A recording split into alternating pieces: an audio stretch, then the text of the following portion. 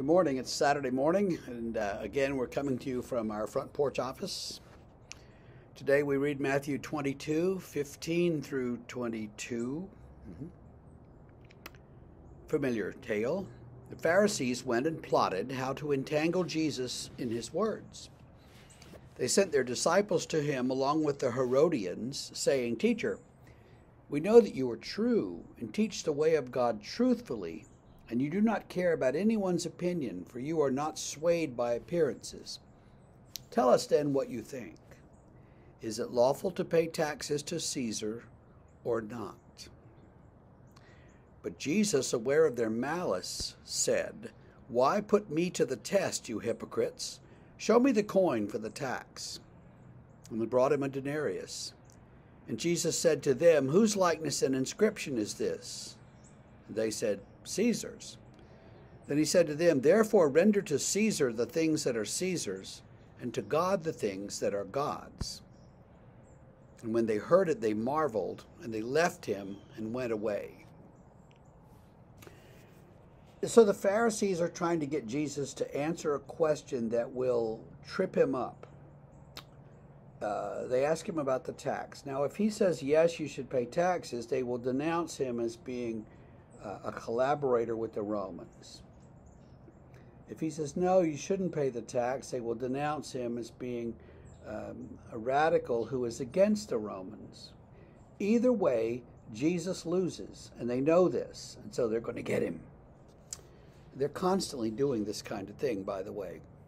So the Pharisees and their disciples, those who are on their side, those who agree with their teaching, and the Herodians, those who are the party of the Herod dynasty and the king.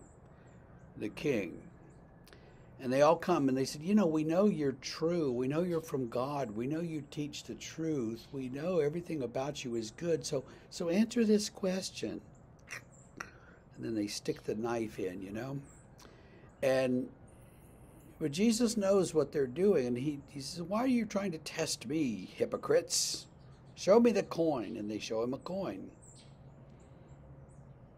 And he says, "Well, whose picture is this on it? Whose inscription is on it?" And like our coins, Roman coins had a picture of the emperor, Caesar. So Jesus says, "Well, give Caesar the things that belong to Caesar, but give God the things that belong to God." So for us, what's the question? I mean, we don't have an emperor. We do have a government. We do pay taxes. It is legal to pay your taxes. It's not legal not to pay your taxes. You should pay your taxes, right? Render to Caesar the things that are Caesar's, and give God the things that are God's. Well, what things are God's? If you pay your taxes, at 15% to Caesar, what do you do with the other 85%? Well, that's yours to play with. God gives us all that we have, and God says, no, all the rest of it belongs to me. So giving God the things that are God's really involves the other 85 or 90% that we don't give to Caesar.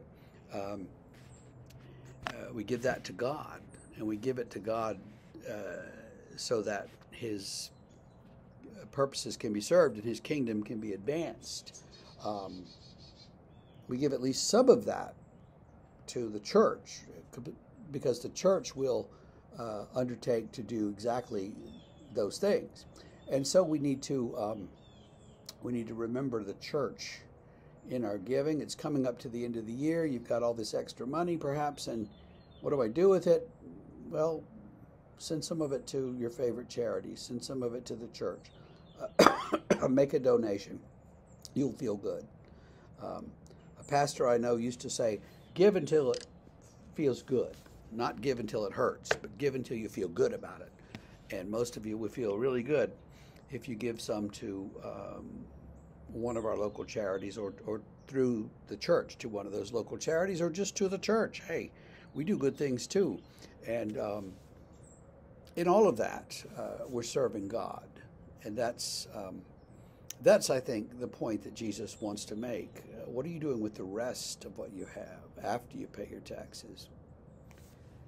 Sometimes you wish Jesus would just be quiet, right? Okay, so we'll see you again on Monday with the next chunk of this chapter.